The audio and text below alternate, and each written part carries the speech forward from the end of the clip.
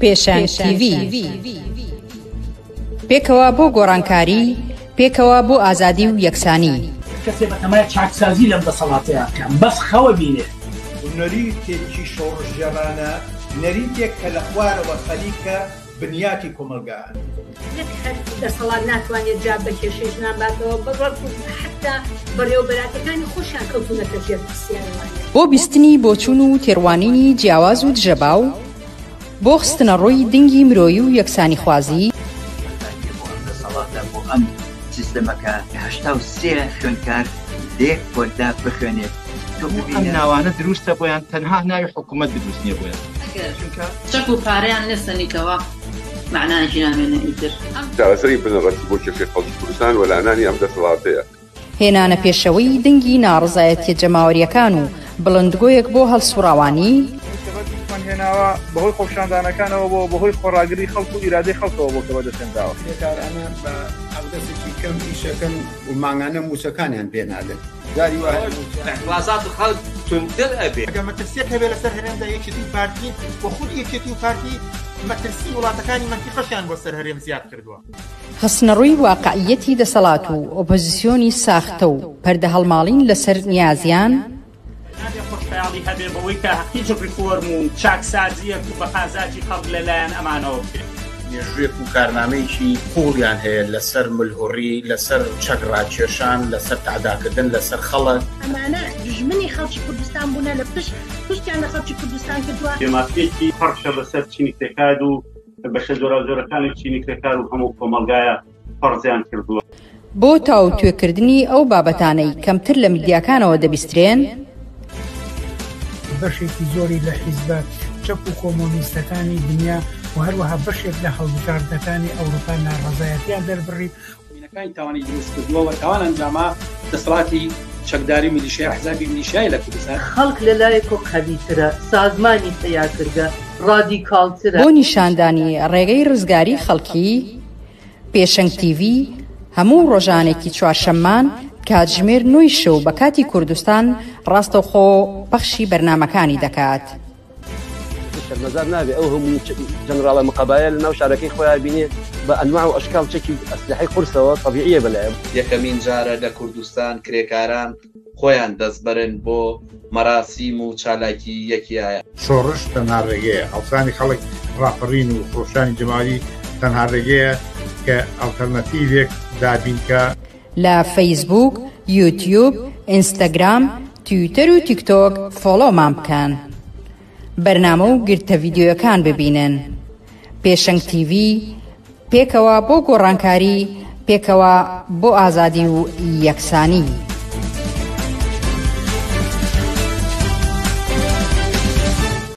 ئێوەتان باش بینەرانی ئازیزی پێشەنگ TV. خۆشحاڵە من منار مستەفا بۆ چوارشەمەی کردێمە وڵاتان بۆ پێشکەشکردنی پەخشی ڕاستەوخۆی بەرنامەکانی پێشەنگ TV. ئازیزان بەرنامەکانی ئەمڕۆمان دەی ئەیلولی 2025 لا دووتەوە پێک هاتووە. سەرەتا سەبارەت بە دۆخی سیاسی ئێستای کوردستان ئەو ئاڵوگۆڕانی لە دماوی ڕابردوودا ڕوێندا و کاریگەری لەسەر ئەم دۆخی ئێستا قسە و باسمان دەبێت و لا بەشی دووەمیشدا لەسەر ئەو کەیسی تیرۆری یان کوشتنی دکتۆرە باند لە بەسڕە و قسە و باسێکیش لەسەر دۆخی ژنان لە عێراق و کوردستان تەوەریدۆی بەرنامەکانی ئەمڕۆمانە. ئێوەش دەتوانن با پرسیار سەرنج تێبینی بەشداری بەرنامەکان بکەن و ئەوانەی ئەیخەنە ڕوو ئاڕاستی میوانانی بەرنامەکانی دەکەین. لەگەڵمان بن بۆ بەرنامەکانی ئەم شەومان.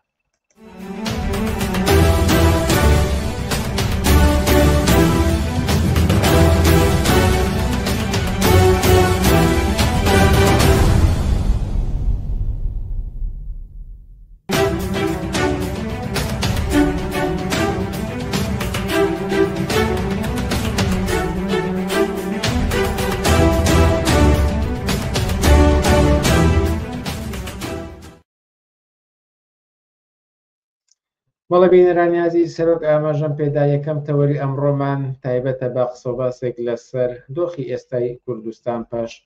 ڕووداوەکانی ماوەی ڕابردوو. بۆ ئەم بابەتەش عوسمانی حاجی مارەف سکرتێری کۆمیتەی ناوەندی حزبی کۆمیسی کرێکاری کوردستانمان لەگەڵدایە.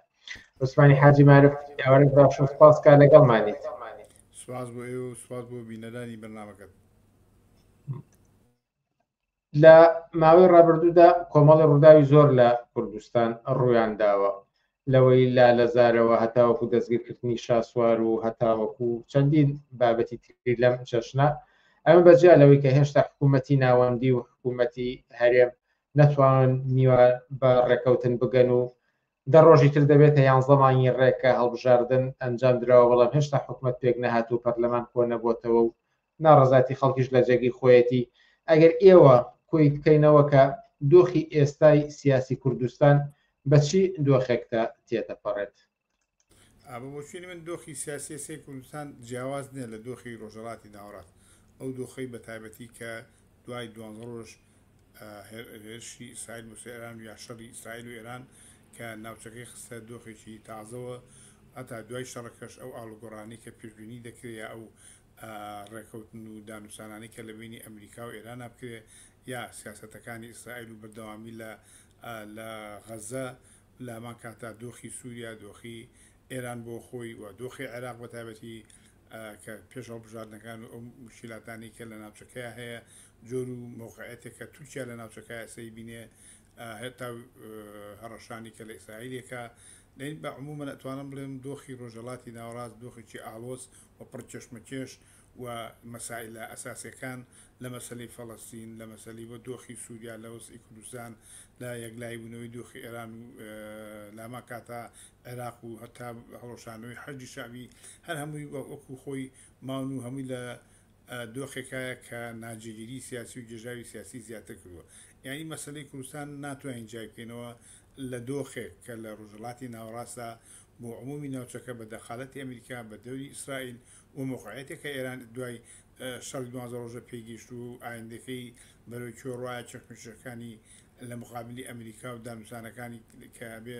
بەروچەوە نامەعلومن بە هەمان دەرەجەش دەوری رووسیا و سین لە ناوچەکەیە جۆری پشتیوانیان بۆ دانووسانەکە بەرگریەک لە مانەوەی ئێران بکەن ئەمان هەمی واقعەتێکن و لەم بکەین و بینە بۆ پرسیارەکەی تۆ ئەگە بین سەر دۆخی کوردستان وەکوتم دۆخی کوردستان لە چوارچێوەی ئەم ئاڵوگۆڕانایە لە چوارچێوەی ئەم دۆخە تازەیە بۆیە مەسەن هەم ئەوەی شاسوار هەم ئەوەی لالەزار هەم ئەو گرتنانی خەڵک هەم جۆرێک ئاڵوگۆڕی لە موقعەتەکە یەکێتی ئێوە لە ناوچەکەیان بیکە پەیوەندە بۆ دۆخەوە یەکێتی ئەتوانم بڵێم لاوەسترین هێزی ناو چێشمەکێشەکان و ململانەکانی ناوچە ڕۆژهەڵاتی ناوەڕاستە. یعنی بۆی کە هێزێکە کەمتر یەکگرتووە کەمتر پتەوترە کەمتر خۆڕاگرە و زۆرتر پشتیوانی بە پاڵپشتی بە ئێرانوێ لە چاڕوانێکە ئێران بەرەوچوو ئەڕوە ئێرانێکیش کە معلومە دوای ئەو شەڕە چارەنووسەکەی هەم چارەسوی نامعلومە هەم هێزەکەی ئەو باڵادەسی کە پێشتر ناوچەی ڕۆژهەڵاتی ناوەڕاستا بووی داگیرکاری تەواوی منتەقەکە بوو و جۆرێک ئەتوانم بڵێم کێشەی بۆ ئەمریکا و بۆ ئیسرائیل بۆ ناوچەکە دروستکرد بوو و هێزیشی میلیشای بەفرانی بوو هەموو ئەمانە کلکوجێکراون و ئێرانێک ئێستا ڕووخەڵەترە لە ئێرانێکە باڵادەسی بەسەر ڕۆژهەڵاتی ناوەڕاستە هەبوو لە دەورانێکە و ئەم موقعەتە بە جۆرێک یەکێتی خسۆتە موقعەتێکەوە کە لە چوارچێوە و بازنی ئێراندا کە ئایندەی ئێران بۆ خۆی نامعلومە ئێرانش کەوتە یەکێتی نیشتیمانی ژیان بنەماڵی تاالبانی لەو چوارچێوەیەدان و ئەم دۆخە بەچوو ئەگا چۆن کۆتایەکەیە سێریکە هەمە هەڵبژاردنەکانی عێراق نامعلومە ملولانی هێزەکان چێ ڕێکەوێت چۆن دانووسان چۆن لیست دروست دەکەن بەچوو ئەگەن هەر هەمووی لە جێژاوێکی سیاسیە و لەم کەلیمەیەکوتم لاواسرین هێزی چێتی نیشتمانی یەکێتی نیشتمانی لەگەڵ ئەوی کەەوە خۆی لاوازن تێزای کێشەگۆڵێکی ناخۆشیە بوو وجودی شاسوار کێشەیەەکە وجودی لاهور کێشەیەک بوو وویستی ئەمانەت تەسفیەکە بۆی کە پێگەیەک بۆ ئایندەیەکە انتخابات دەکرێت یا چارەنووسی مەتەکە بەرەوەی چۆڕا وەکو هێزێکی تەنها بمێنێتەوە ئەو پەڕ ئەوەی کە شاسوار ئیسفادەی لە بکات لەم دۆخە نالەباری یەکێتی یا هەلاور ئەویست بە جۆرێک وەکو هێزێکی میلیشیا تەقابل لەگەڵ باڵا بکە و جێگەی ئەوان بێتەوە ئەمانە هەمووی مەسائلێکن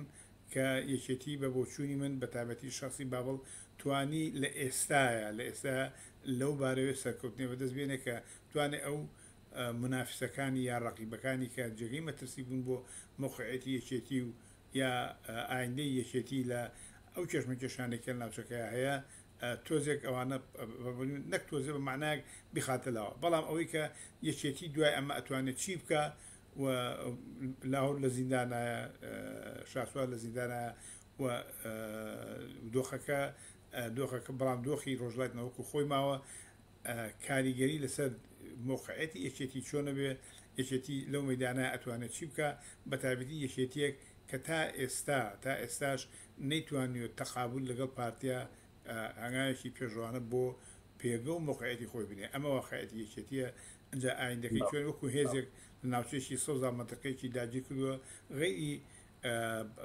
بازارێک بۆ کاسپی و قاچاقچێتی و تاڵانچێتی وەکو هێزێک لە ناوچەی سەوزا معنایەکی کەی نییە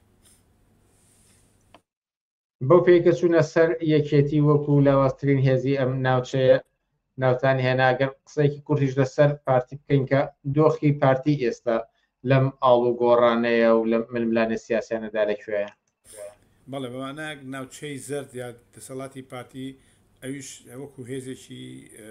بنەماڵی و هێزێک کە خاوەن میلیشایەکی تایبەتە و خەرجی زۆر لەبارەوەکە پارتی دیموکراتی کوردستانیش یا بنەماڵی بەرزانیش هەمان ئەو مۆقعەتەی دیوە لە چەند ساڵی ڕابردووە لە 30 ساڵی ڕابردووە کە پێگە و جێگەیەک لە ناوچەکەیە بۆ خۆی داگیر بکە لە تاڵانچێتی بازرگانی و قاچەقچێتی بەنوت ئەمە واقعەتی پێکاتی ئەم هێزانن کە ئیسفادیان لەو ناکۆکی و ملانەیە کردووە کە لە ناوچەکەیە هەیە بەس هەر بۆ بە معنایەکی سێکە ئەگەر یەکێتی نیشتمانی پاڵپشتی گەورەی یەکێتی نیشتمانی ئێران بووێ بەڵام پاڵپشتی گەورەی پارتی حکوومەتی تورکیا حکوومەتی ئۆردوغانە ئەم پاڵپشتی بۆ هەم لە حدودەکەی هەم لە ئیمکاناتەکەی هەم موقعەتی موقعەتی تورکیا لە ناوچەکەی و چشمکێشی لە ناوچەکە و دەخالەتی لە سووریا موقعەتی پارتی بەرزتر ڕاگرتووە پارتی لە کۆنەوە باڵادەستر بۆ لە چاو ناوچەی سەوز بەرامبەر بنەماڵی جێراتاڵێنێ ئەنی پارتیش لەم کێشمەکێشەیەکو لە ئەو کێشانی کە هەیە بە دوور نییە بەڵام توانیوێتی بە معنایەک هێزەکەی پارێزێ و دەستکەوتی زیاتری ببێ و توانێت گەمەی سیاسی زیاتر بکە مثلا هەتا ئێستا موقعەتی پاردێگە چاوەڕانکە سیرکەین ئەبینین ئەو تەقابلی کە لەگەڵ حکوومەتی عێراقیکە بە ئاسانی تەسلیمی عێراق نابێت مثلا تۆ سێریکە حکوومەتی عێراق لەباری بودجە لەباری موچە لەباری کێشەکانیان لەباری زۆر مەسایل داهاتی ناوخۆ هەمومان چەند وەختە ئەهێنی و ئەیبا هەرچەنە خەڵکی کارمەند و مۆزەف و مامۆسایانی کورتە قوربانی بەڵام چاوەڕوانەکە کە پارتی لە موقعەتێکە چاوەڕانەکە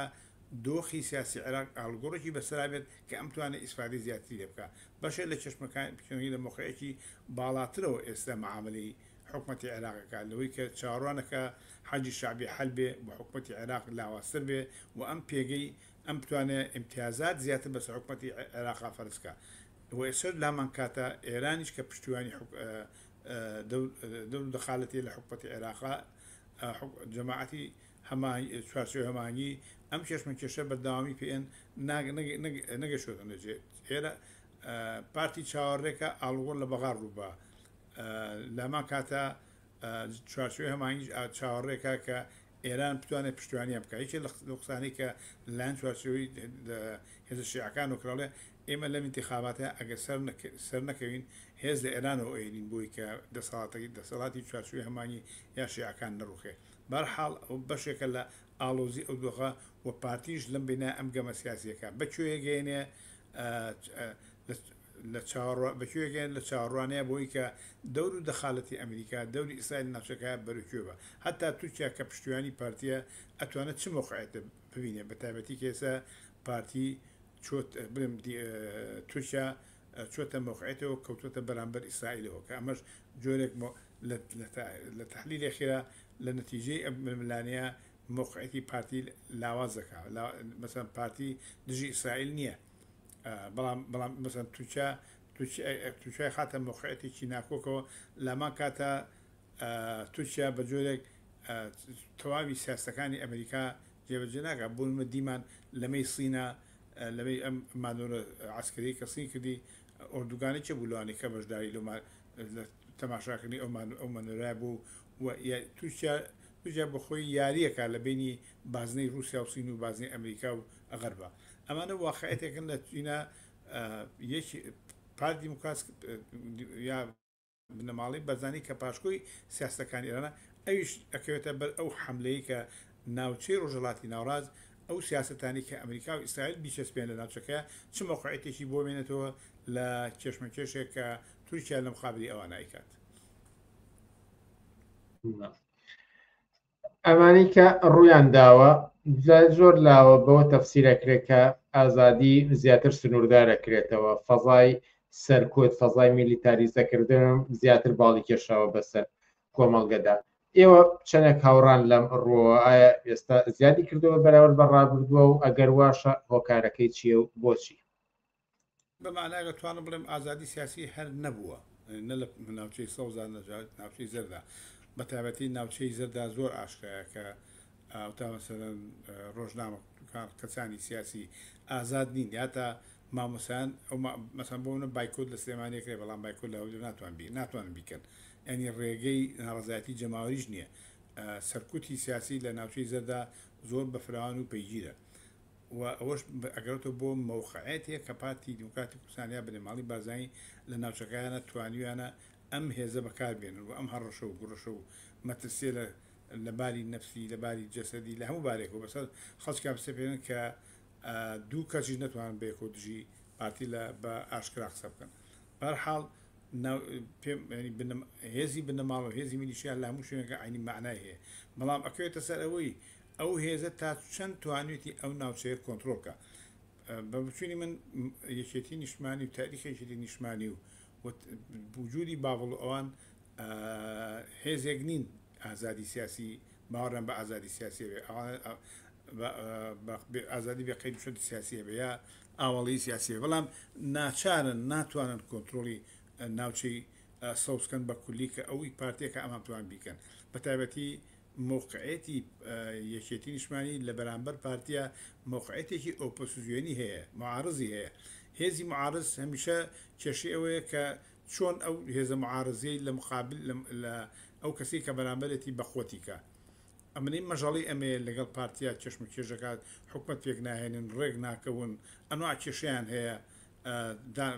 ساڵێکە مەسەبوون لە قسەکانی خۆشا باسی کرد ساڵێکە پەرلەمان هەڵبژێراوە نەدائنیشن نەحکومەتەکە پێگەێنن وەکو تۆڵی وا ساڵێکی تاواکە ئەمانە بەرەوەی شۆڕە زۆرتر کەوتۆتە سەر باڵادەسی پارتی یا بەجۆرە کە یەکێتی چەند بوو مەسائلانی کە پارتی تەسلیم یەکێتێکا قبوڵێکە بەرحاڵ ئەمە مەسەلەیەکە مەبەسمەوەیە کە یەکێتی نیشتمانیش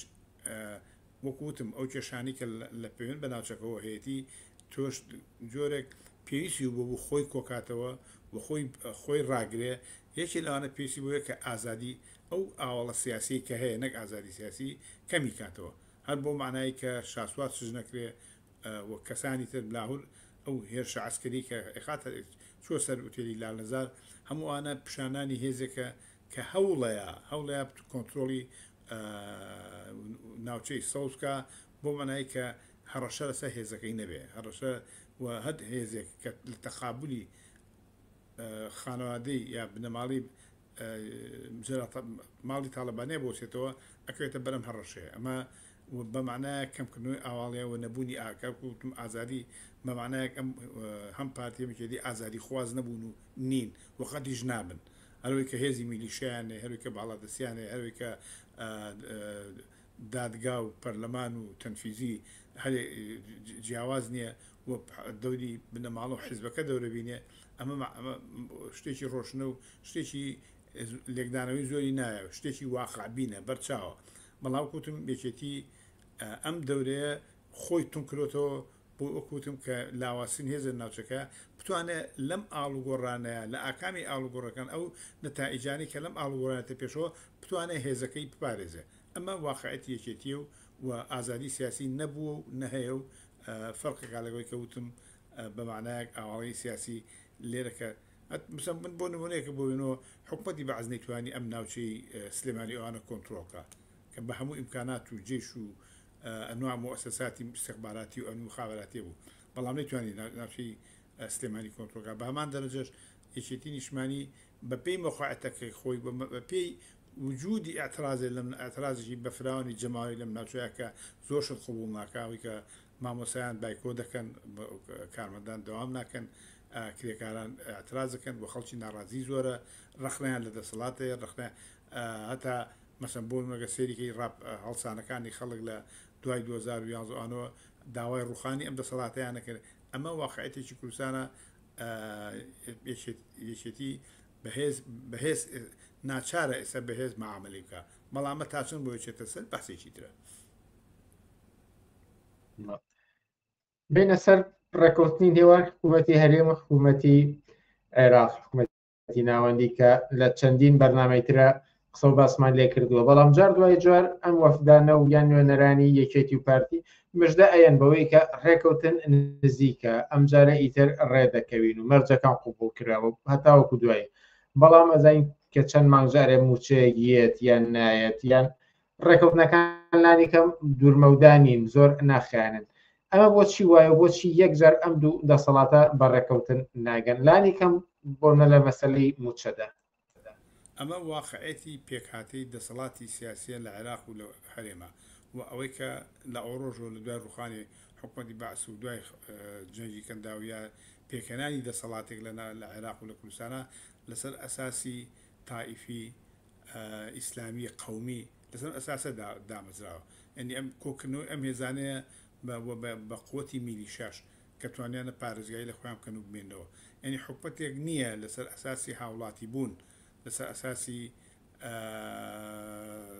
ئازادی سیاسی لەسەر ئەساسی بەمانایە کەورێن دەور و دەخالەتی خەڵک بێ بەڵکو گۆشەگیرکردنی دەور و دەخالەتی خەڵکە لە دەسەڵاتی سیاسی و ئایندەی چارەنووسی خەڵک بەدەست خۆیان نییە چەند هێزێکی سیاسی کە وەکوتم لەسەر ئەساسی پێکاتەی نەتەوەیی تائیفی دینی ئیسلامی لەسەرمانە دامەزراوە هەرێک بەلای خۆیان ڕاکێشێ و پێی هاوسەنگی هێزیان دەورەکانە جۆڕێ دەورانێک بەسەران لە پێکەنانی حکومەتی عێراقا ئەم حزبە کوردیانەی چێتی ئەحزابی کوردایەتی ئەیانتوانی لە بەغا کۆنتڕۆڵیان نەکرد بودجیان پێ زیادکردن تا حکومەتی عێراق خۆی کە خۆی معادلەکە عکس بووە لە داعشا بە جۆرێکی کە گۆڕا وەرحاصل ئەمە چەشمەکێشی نێوان ئەم هێزە تائیفی و قەومی و ئیسلامیانەیە کە ناتوانێت بە هیچ جۆرێک تا ئەمانە هەبن ئیسرقال لە وەزی عێراقا هەبێت و حکومەتەکە بتوانن بەپێی هاوسەنگی هێزەکانیان یاری بۆ وەزاکەکەن یا ئتفاقیانەکەن ئێستا وەکو لە قسەکانی پێشەوەتم پارتی کوردستان چاوەڕوانەکە ئاڵوگۆڕە لە حکومەتی عێراقا ڕووبێ و حکومەتی عێراق بکشێتە دواوە بڕوخێ یا زۆر لاوازکە و ئەم ئیمتیازاتەکانی زیاد بکە بۆی ئێستا تەنازولات ناکە بەڵام ئەگەر حکومەتی عێراق بەهێز و قووەتێکی کەوە بتوانە شەڕ لەگەڵ پارتیا بکە هەروەی کە لە 16 ئۆکتۆبەرە هێرشی کرد و هێزەکانی پارتی باشەخشیان کرد لە کەرکووک و خێرا داوای یەکگرتووی عێراقیان کرد لەبەری ئەوەی کە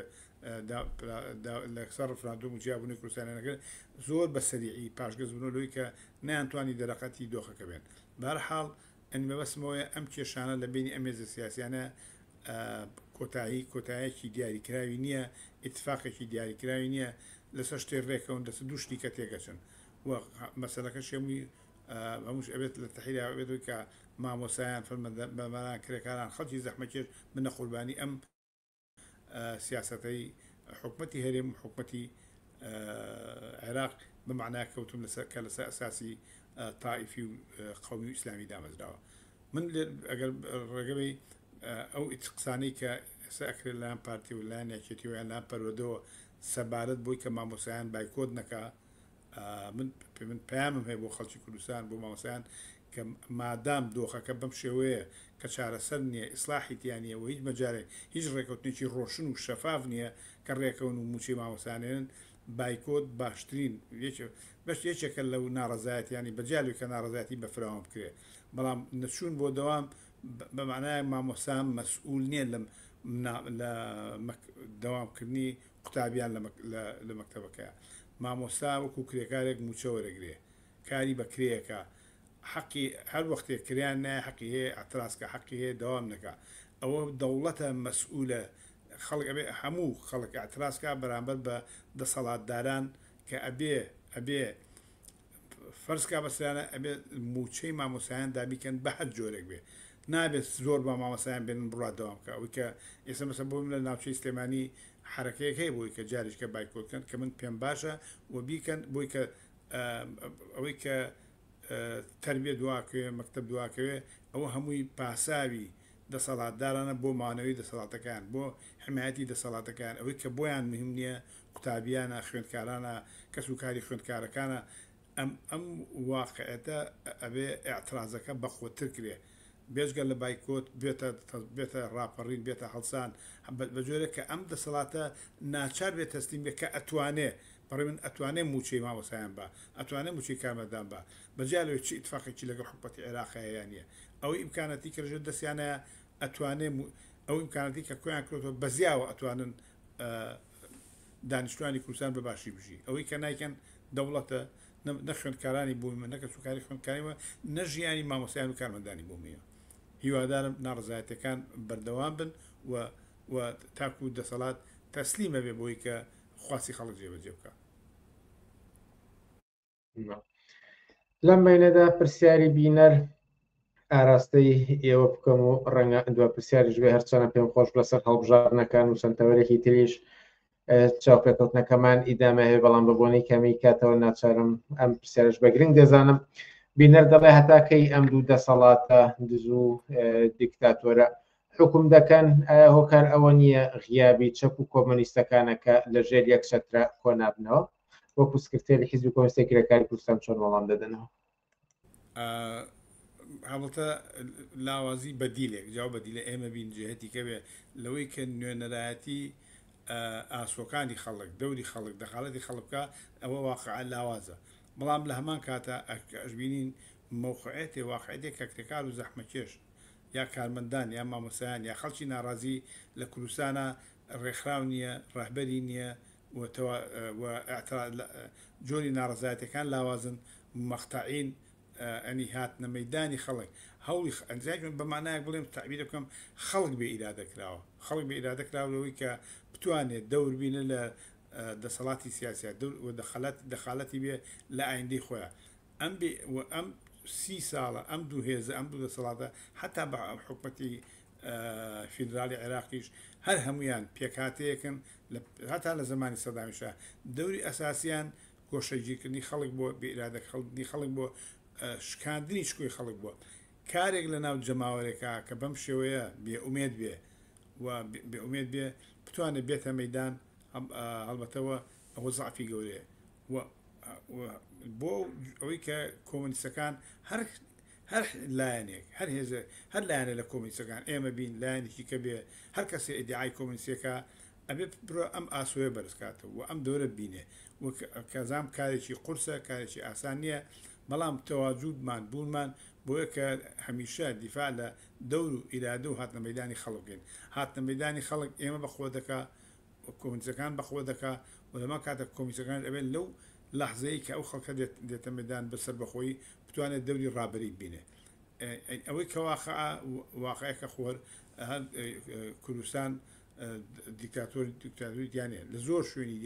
جیانە دیکتاتۆرە هەیە لەی شوێنی کەشە ئەحزابی چەپ یەکگرتوو بن یەکگرتوو نەبن نەبووتە واقعەتێک کە بتوانێت بێتە مەیدان ئاسۆیەکی هەبێ ئومێدێکی هەبێ مثلا بۆ نمونە تا لە شوێنی جۆک و نیپاڵە لە دوێنەوە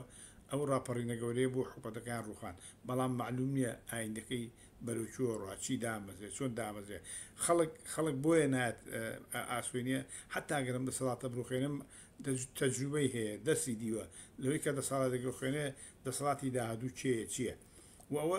ئێمە کەوێ پیشانی بین کۆمۆنیستەکانن خەڵکی ئازادی خوازە کە بتوانێت بێتە هێزێک هەوڵ با بێتە هێزێک یەکگرتن ئەوەی کە قسە لەسەر یەکگرتنی کۆمۆنیستەکان ناتوانێت هێز پێک بێنێ هێزێک کە جێگەی ئومێدی خەڵک بێ ئەتوانێت هێز پێک بێنێ هێزێک کە ئاسوویەک ئایا بۆ خەڵکە لایەنێک کە ئاسوویەکە بۆ خەڵکە ئەتوانێت ئاڵگۆڕی ئەم دەسەڵاتە دەور و دەخالەتی خەڵک بێنە مەیدان ئەمە بێتە هێز بەڵامووی کە من اختلافم هەیە کەسێککە لایەنیشکە چۆن بیرەکاتەوە ئەمە ناگا بۆی کە ئەمە جوابگۆی دۆخەکە نییە ممکنە لە شوێنەکە ئیسفادێکی من نازانم بەڵام ئەمە ناتوانێت مەسەن مەرشەفی یەک نەبوون بەڵام مەرشەفەکان توانیان کۆتایی بەدەسەڵاتی قەیسەری دەسەڵاتی بورژوازی لە رووسیا بێنن و دەوری ئەساسی بەرشەفەکان دیان لینی و بەرشەفەکان دیان بەرحاڵ بەسمەنێک کە هەمان نمونە دووبارە بێتەوە بەڵام هەر لایەنێکی کۆمۆنیستی هەر لایەنێکی ئازادی خوا توانی نوێنەرایەتی ئەو خەڵکە بکە کە ئاسووی پێ ئەبەخشێ و ئومێد دێگەیا بۆ خەڵکە کاتوانێت ئیدارەی کۆمەڵگا بەخواست و ویست و خۆشگوزەرانی خەڵک و یەکسانی خەڵک بێ هەڵبەتە سەرکەوت بەدەزێنێ و ئێسەوەی کە هەیە ئەوەیە شکۆشکانی ئەم خەڵکەیە لەلایەن ئەم دەسەڵاتانی کە لە حکومەتی فدرالی حکومەتی هەرێمایە و لە ئێران و سووریا و تورکیا و هەموو ناوچەکە هەیە. عوسمانی حاجی مارەف سکرتێری کۆمیتەی ناوەندی حیزبی کۆمسی کرێکاری کوردستان زۆر سپاس لە بەرنامەکانی ئەمشەوی پێشەنگ تیڤیدا ئامادە بوون. سپاس بۆ ئێوە هیوادارم توانی بێتمان بەرنامەکەمان سوودێکی بووێ. زۆر سپاس. عزیزان وشانێکی کورت و پاشان سەبارەت بە کەیسی دکتۆرە بان لە بەسڕە و دۆخی ژنان لە عێراق و کوردستان باگشتی قسە و باسێکمان دەبێت و لەگەڵمان بێنەوە.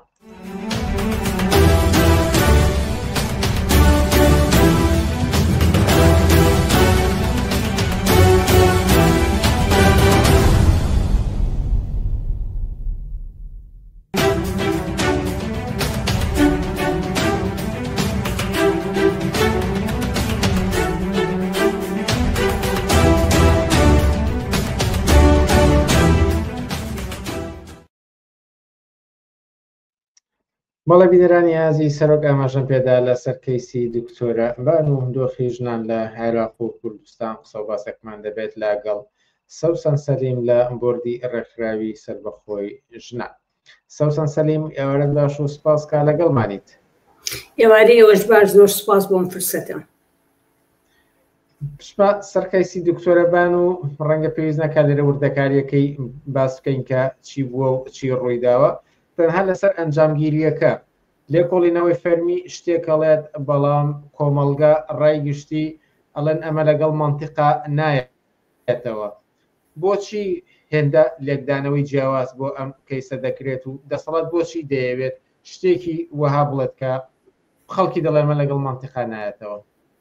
بڵێ سەرەتا منەوە بڵێم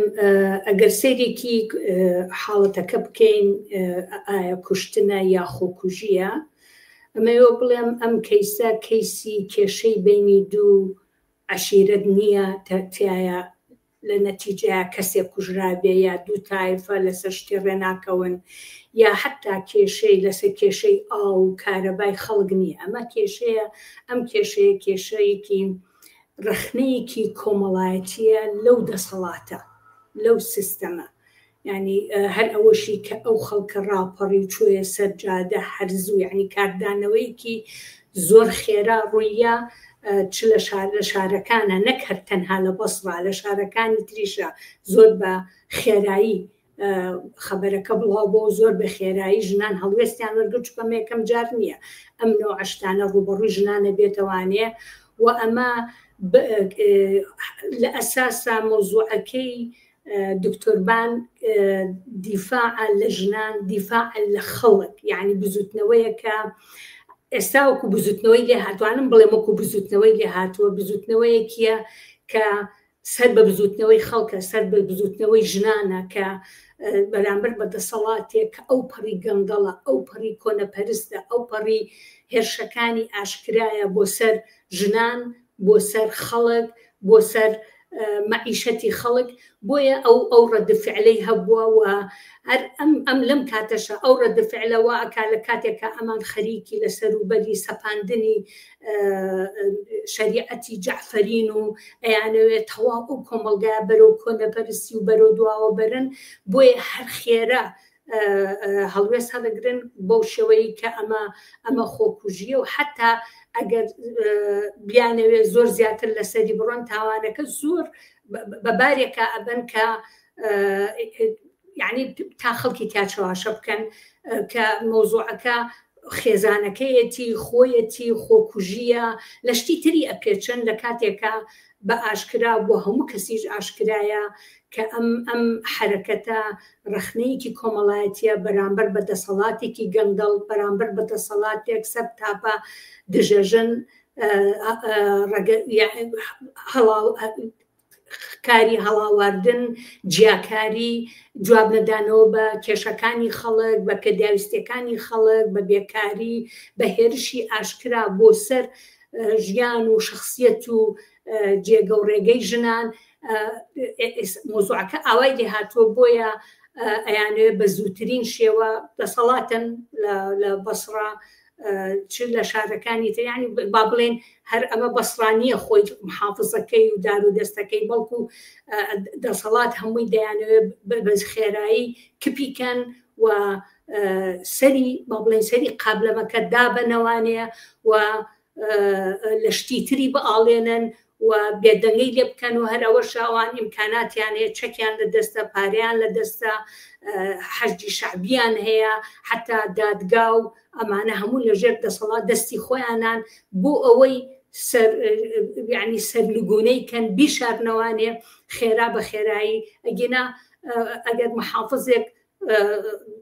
دادوەر بێ ئەگەر محافظێک خەمی خەڵک و ژیانی خەڵکی بێ چۆن خۆی یەکسەرڵێ ئەمە خۆکوژیە یعنی تۆ چ ڕەبتێکت هەیە ئەوە کاری دادگایە ئەوە کاری لێپرسینەوە کاری مەحاکمە کارێکە کە حتا زۆری پێچێتان نەتیجەگیری ئەگرێ تۆ بۆ یەکسەر ئیعلانەکەی کە ئەمە خۆکوژیە ئەمەش بۆ خەڵک ئاسانە تێ ئەگەن خەڵک ئەزانن ئەم دەسەڵاتە هەروای کردووە هەرچی ئەنواعی هێرش کراوتە سەر چالاکوان سەر خەڵکی سیاسی سەر خەڵکانێک کە دژ بەم دەسەڵاتە بوون و هەرچەنە خەڵک بێدەنگی لێ نەکردو بەڵام سەرکوت کراوە هەچ اعتراضێک هەبوو هەر ڕاپەنێم سەرکوت کراوە بۆیە ئێستا ئیتر خەڵک تەواو یعنی تەواو لەم سیناریۆتی ئەگا لەم یاریەتی ئەگا و بۆیە زۆر بە خێرایی ئەم ئاعتراضە هەر لە شاری بەسرانەوە ستایەوە کوێ شارەکانی تر هەتا هاتە دەرەوانێ خەڵکانێکی زۆر لە وڵاتانی جۆرا و جۆر لە ئەوروپا ئاعتراضیان پیشاننا بەم تاوانە گەورەیە کە دەرحەق بەم کەسە کراوە و انتقاد یعنی ڕەخنەگرتن لەو فەزا سەرکوتکەرە کۆنەپەرستە دژە ژن دژە ئینسانی کە لە عێراق بەڕێوە ئەچێ و لا یەزال ئەم حرەکەتە کبنە بۆتەوانێ بە شێوازی جۆرا و جۆر هەوڵە درێت چ لە دەرەوە چ لە ناوانێ فشاری گەورە بهێنرێ نەهێڵن تۆڵەی دکتۆرەبان هەروە بڕوان تۆڵی ئەوانەی تریشکە کە پێش ئەو لەسەر کەیسی سارا عەبود هەروە ڕۆیشتن ئەوە بە ئاسانی نەڕوات و خەڵک ئەم دەسەڵاتە بێنێتە بەردەم دادگا و ڕاستیەکان ئەبێ دەربخرێ و ئەبێ تۆڵەی دکتۆرەبان پسەندرێ ئەمە یەکە وای کردووە ئەم خەڵک یعنی خەڵک لەم بەم بەیت و بالۆرێ ئەزانێ بۆیە ئەو نەتیجە گیریەی کە محافظیاوێتی یا دادگایاوێتی قابلی قوبول نییە و لێکۆڵینەوەکان هیچ نەبوون و حتا ئەو شتانەی کە دروستیان کرد هەمووی دروست کراوە و خەڵکێکی وتنێسی زۆر هەیە یعنی شاهدی زۆر هەیە کە ئەمە کەیسێکە کەیسی کوشتنە لە عینی کاتیشە بە دوای خۆیان حرەکەتە ڕەخنەگرانەی بە دوای خۆی هێناوە کە ئەبێ بگاتە شوێنێ بێ بگاتە بشوێنێ و جارێکی تر ئەم جۆرە تاوانە ڕوبەڕوو تاوانانە ڕوبەڕووی ژنان و خەڵک نەبێتەوانێ بەڵێ وتانەمەیە کەم جار نییە کە ڕوادات ینی حاڵەتی تری هاوشێوە شەرنی ڕێک هاوشێوە ینی بە شێوەیەک بێکە دەسەڵاتداران بە شێوەیەک بیگۆڕن کە پێچەوانەی ڕاستیەکان بێت و لە بەرژەوەندی کەسێکی نزیک لە دەسەڵاتداران کەیسەکە یەک لای بکەنەوە ینی حاڵەتێکی دەگمەن نییە نامە حاڵێک دەمەن نیە ئەم مۆزوعی کوشتنی ئەو کەسانەی کە ڕەخنەگرن لە دەسەڵات یا ڕاستیەکان دەرەخەن یا ئەوانەی کە ئەعتیرازەکەن مەسەلەن ئێمە خۆمان بیرمانە لە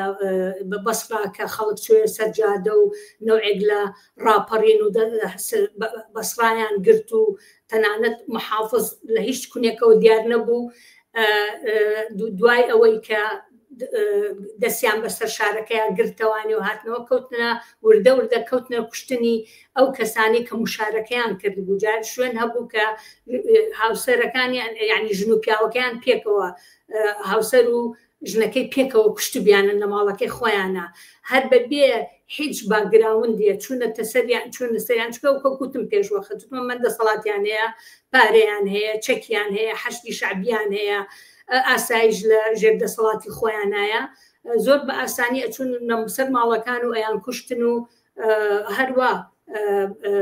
حەقی ئەو کەسانش هەروە ڕۆیشت یعنی بەس بۆ ئەوەی فەزایەکی سەرکوت و چاواشەکردن و بێدەنگی دروستکەن لە بەرامبەر خەڵکەکانە بەو شێوەیان کردووە لەبەرەوە شتێکی تازە نییە و ئەمە چەندجا لە بەسڕا ڕوویاوە لە بەغا ڕوویاوە لە شارەکانی تر ڕوویاوە تەنانەت لە کوردستان بەڵێ ماوەیەک بەر لە ئێستا لە عێراق ئەم یاسای جەعفەریە پەرلەمان عێراق پەسەندی کرد ئەویش کە بۆ نمونە ڕێگە ئەدا بە کچانی 9 ساڵ هاوسەرگیری بکەن و کۆمەڵێک مافل کە پێشتر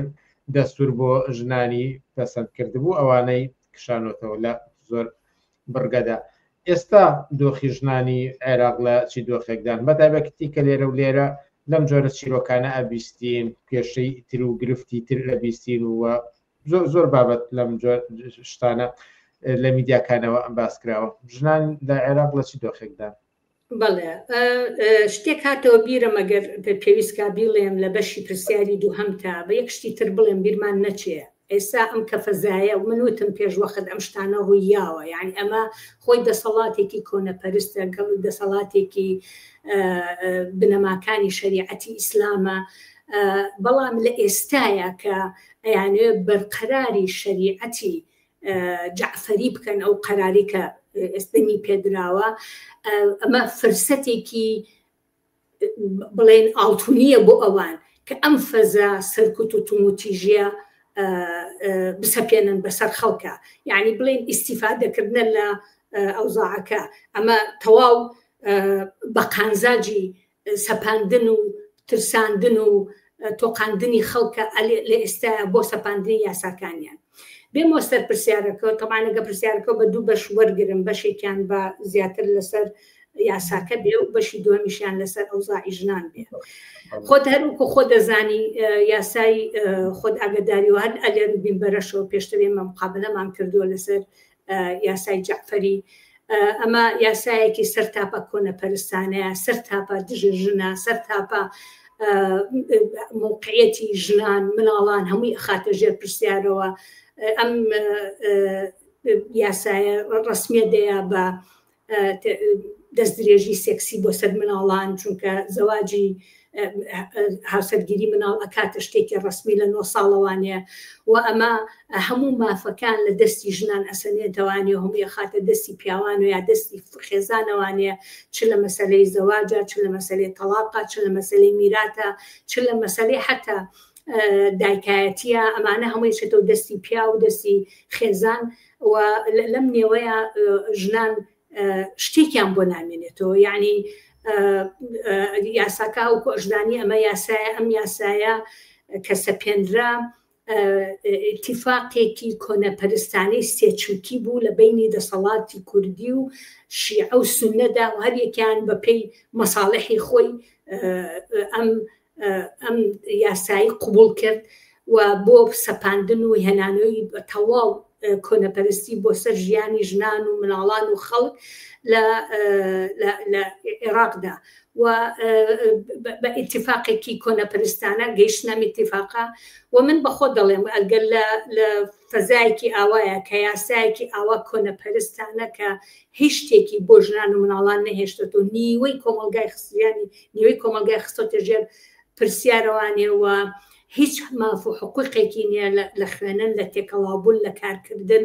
لە حتا مەسەلەی زەواج و تەلاق هەروەکوتم ئەم لە فەزایەکی ئەوە و لە سەپاندی یاسایکە ئەبێ وەست دۆخی ژنان چۆن بێ لە عێراقا ئەبێ ژنان چۆنچۆنی دەستیان بە ماف و ئازادیەکانی خۆیان بگا ئەبێ ژنان لەم فەزایە چۆنچۆنی بژن چ بەوە ئەگات ژنانێک کە لە مەبواری کاران ژنانێک کە لە ماڵەوە کارەکەن حتمما عێراق بێتە جەهەنەمێک بۆ ژنان کە هیچ ماف و حقوقی ئەسڵەن موقعیان لە موقعی عەبدێکیش لە خواردتر یعنی کۆیلەیەک لە خواردترە بێ چونکە هیچ شتێکی نامێنێت کە لە دەستی خۆیان بێ ئەسڵەن بە عنوانی ئینسانێک بە عنوانی هاوڵاتیەک حسابی لەسەر ناکرێ بەڵکو ژنانە بنە کۆیلەی ئەو یاسا کۆنە پەرستە جعفەریەی کە ئەسەپێنرێ بەسەر کۆمەڵگایەوە باوکان و خێزانج ئەبنە ملکەچی ئەو کاتە شتێک بۆ ژنان نامێنێ لە هەموو بوارەکانە پاشکۆ ئەبێت و هەموو ماف و ئازادیەکانی ئەکەوێتە ژێر پرسیارەوانێ حتا مەجای هەناسەدانی و کەم نین هەر ئێستا ئەوەتا هەر لە سوۆسیال میدیاکانەوە ئەبینی چەند حاڵەتی زەواجی مناڵ چەند حاڵەتی کوشتن چەند حاڵەتی توموتیژی بڵاو ئەبێتەوە لێرە و لەوێ ئەو واقعیەتەیە کە ئەم یاسا کۆنە پەرستە بەسەر واقعەتی ژنانی عێراق ئەیسەپێنێ و هەموو دەرگاکان لە ژناندا ئەخا و پرسیار ئەوەیە ژنانێک کە بەردەوام لەم بواری کاران دکتۆرن مهندیسن مامۆستان کارەکەن خزمەتی ئەو کۆمەڵگایەکەن دوو ڕۆژی تر ئەم ئازادیانە وردەوردە هەمووی لە ژنان ئەسەندرێتەوانێ لەژێر ناوی یاسای جعفەری و ئەو هەر سەپاندنی زەواجی مناڵی 9 ساڵ ئیتر کچان لە هەموو شتێک مەحرومە بن هیچ بەهرەمەندێکیان نامێنێت چ لە بوارە جۆرا و جۆرەکانە واقعەتی ژنان ئاوای لێە ئەو کاتە قسەی باوکێتی قسەی براکێتی نە قسەی ژنان خۆیان هیچ موقعەتێکیان لە کۆمەڵگایان نامێنێ و وەک کۆیلەیەک لە ماڵێکا بەسراوە بن بەبێ ئەوەی هیچ ئازادیەکیان هەبێ ئەمە واقعەتی ژنانە بێ لە عێراقا بڵێ ئەم دۆخەی کە باستان لێوە کرد لە عێراقا چەندێک کاریگەری ئەکرێ هەبێت لەسەر ژنان لە کوردستاندا چونکە زۆر جارە بیستین دەوترێت کە دۆخی ژنان لە کوردستان لانی کەمە بەراورد بە عێراق بڕێک باشترە بەڵام کاریگەری ئەم فەزا و ئەم دۆخە لەسەر ژنان لە کوردستان چی دەبێت هەڵبەت ئەگەر کاریگەرەکەی لەسەر ژنان لە کوردستان منیش لە میدیایە لە سوۆسیال میدیاوە یا زۆر جار لە دەمی ژنانێک لە کەسە یعنی سەر بەڕێکخراوەکانن شتە بیستی کە تەوەقعێکی باشتریان هەیە بەڵام بە سەراحەت ئێمە هەمیشە بیستین لە دەمی دەسەڵاتدارانی پارتی یەکێتی کە ئەڵێ استراتیجی ئێمە لە عێراقە و ئێمە دەستورمان هەمان دەستورە و قانون و یاسا هەمان یاسا و قانونە ئەگەر ئەم قسانە ببیستین هەموو ڕۆژێ لە دەمی سەرکردەکانی ئەم حیزبانە یا لەسەر دەمی دەسەڵاتدارانی کوردستان ئیترە بێ چ دڵخۆشیەک هەبێ یعنی ئەگەر ئێستاش وەزعەکە باشتر بێ ئەبێ دوو ڕۆژی تر ئەگەر ئەم وەزعەکە تا بە بارێکی ترا بچەرخێ چونکە ئەو ئیتیفاقیە سێچنکەی کە کراوە وا ئەکات کە ئەم تەوژمە لە عێراقیشەوە بێتە کوردستان هەروەکو چۆن لە ئێرانە مەسەلەن قەومی جیاوازەیە و مەزاهبی جیاوازەیە بەڵام یەک نەوە شەریعە سەپێنراوە یەک نەوە یاسا و دەستور سەپێنراوە بەسەر هەموو ناوچەکانە بەنسبەت کوردستانی شەوانێ ئەگەر لە ئێستایەکە وەزعی ژنان باشتر بێ یا وەزعەکە باشتر بێ ئەوە لە 100% ئەنجامی ئەو خەبات و هەڵسوڕان و چالاکیەیە کە ژنان لە کوردستان و بزوتنەوەی ژنان کردوێتی هەر بە دوای ڕاپەڕین و بزوتنەوەی شورایی و دروستبوونی ڕێکخراوەکانی ژنان و ڕێکخراوی سەربەخۆی ژنان کە بەم ڕۆژگارە باز لە مافی ئازادی و یەکسانی و مافەکانی ژنان ئەکرا و یەخی دەسەڵاتیان ئەگەر و چاوی ژنان کراوەترە تێگەیشتنیان بۆ ماف و ئازادیەکانی ژنان باشترە حتا خەڵکی کوردستان بەنەوەیەک دەم یعنی لەو ئازادی و یەکسانی ئەبتن و زۆر شتینە حەقیان قبول نییە کۆمەلگایەکی مەدەنیە بەڵام ئەگەر بێت و دەسەڵاتداران هەمیشە هاوشان بن هاوپەیمان بن لەگەڵ دەسەڵاتی عێراقا ئەبێ زۆر وریابین ئەبێ تێگەیشتێکی ترمان هەبێ ئەبێ ڕێکخراوەکانی ژنان یا هەفسوڕاوانی بزوتنەوەی ژنان ئەبێ زۆر وریابن یا کەسانی ئازادی خواست بۆیە هەمیشە وتومانە کێشەی ژنان کێشەی هەموو کۆمەلگایە بەشێک بێ لە بزوتنەوەکانی تر ژنان ئەبێ حەزوریان هەبێ ژنان ئەبێ مەتالیبیان هەبێ ژنان ئەبێ داواکاری خۆیانیان هەبێ یعنی تۆ لە هەر ناڕەزایەتێکە کە لە کوردستانە هەیە کەیان لە عێراقا هەیە ئەبێ ژنانیش وجودیان هەبێ اینجا مامۆستایانە فەرمانبەرانە کرێکارانە ئەبێ ژنانیش وجودیان هەبێ و بۆ داواکاریەکانی خۆیان بۆ شتەکانی خۆیان هاوشان بن لەگەڵیانە و نەهێڵن ئەو فەزا کۆنەپەرستیە کە یاسای جعفەری ئەیهێنێ بۆ سەرسەری ژنان چ لە عێراق چ لە کوردستان سەنگینی دانێ یا کارەسات بخڵقێنێ و ئەبێ هەوڵ بن ژنان وجودیان ڕێکخراوتر بن لەو گزوتنەوەکانە وجودیان هەبێ مەتالیبەکانیان ڕۆشن بێ و حتا نوعێک لە وحدەت هەبێ گرتی هەبێ لە بینی بزوتنەوەی ژنان لە پشارەکانی تر لە عێراقا و ژنان لە کوردستانە و هەم ئاهەنگی هەبێ و بتوانن پێکەوە فشارێکی گەورە دروستکەن چ لەسەر حکوومەتی هەرێم چ لەسەر حکوومەتی عێراق کە ڕێگەنەیەن ئەوەنەی تر کۆمەلگا بەرەودواوە برن فەزای کۆنەپەرستی بەسەر کۆمەلگا بسەپێنن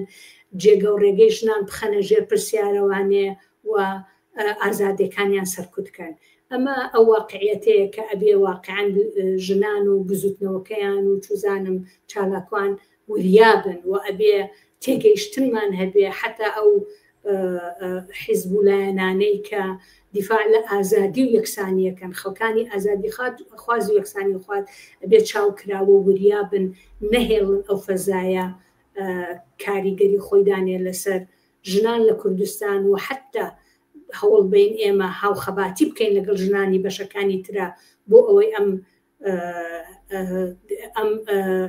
یاسای جعفەریە سەقامگیر نەبێ پێدا نەکوتێ لە عێراقا چکە کاتە خەباتمان قورسترەکات ومێتان هەیە کە ئەمە ئیمکانی هەیە ئەم خەباتی کە باسمان کرد بەڕێ بێت حتما لە هەموو شوێنێکە کە سەرکوت هەبێ ئەبێ بزوتنەوەش هەبێ ئەبێ خەڵکیش ئێترازی هەبێ ئەبێ ناڕزایەتی هەبێ لە کوردستانە بەردەوام ناڕزایەتی هەبووە لە 30 ساڵی حکومڕانی ئەم دەسەڵاتەیە بگرە زیاتریش هەر ناڕزایەتی هەبووە لە هەموو بوارە جۆرە جارێت لە 2011ەوە ناڕزایەتی لە کوردستانە بەردەوامە و لە عێراقیشا بەردەوام ناڕزایەتی هەبووە ئەوە من نمونەی بەسڕام هێنایەوانێ نمونەی شارەکانی تر خەڵک ئاوی نییە کارەبای نییە معاشی نییە تەعینات نییە مەسەلا ئەمانە هەموو شتی بیدائین سەرەتاین مەسەلەن باری بەشی تەندروستیەکەی خراپە بەشەکانی تری ژیان بوارە کۆمەڵایەتەکان هەموو بوارەکان لەبەرەوە ناڕزایەتی خەڵکیژێ ئەگەر چی سەرکوت زۆرە بەڵام ناڕزایەتی هەر هەبوو هەرە بێت هەر بوشە بەڵام ئەوەیە کە ئەم ناڕزایەتیانە ئەبێ ڕێکخراو بێ ئەبێ هەم ئاهەنگ بن ئەبێ پێکەوە کاری دەسە جەمعی بکەن ئەبێ بزوتنەوە بەقۆتکەن بە یەکگرتووی و بە خەباتی پێکەوی و بەڕێکخراو بوون کار باشتر ئەواتە پێشەوانەیە دەنگ باشتر ئەویسێ فشارەکە گەورەتر ئەبێ بۆیە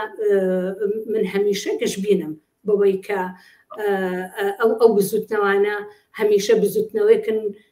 ڕمەکەیان بۆ سەرسەری دەسەڵاتە و دەمێکە خەڵک بانگەشی ئەوەی کردو کە ئەم دەسەڵاتە ناتوانێت جواب بەنیاز و پێداویستیەکانی خەڵک بەدا دەسەڵاتێکی گەندەڵە هەر خەریکی ئاودیوکردنن نەوتە غازە هەرچی شتێک لە وڵاتەیە هەیە دەستیان بەسەرا گرتووە هیچ شتێکیان لە دەستی خەڵکانە هێشتوانێ بێشک خەڵک ئەزانێم دەسەڵاتە ناتوانێت جاوە دەمێکە شیعاری ئەوەی کە ئەم دەسەڵاتە ئەبێ بڕوە چ لە کوردستان چ عێراق بەرز بۆتەوانێ و هەمووشمان نەزانین کاتێک کە خەڵک ڕاپەڕی لە ئێران مباشر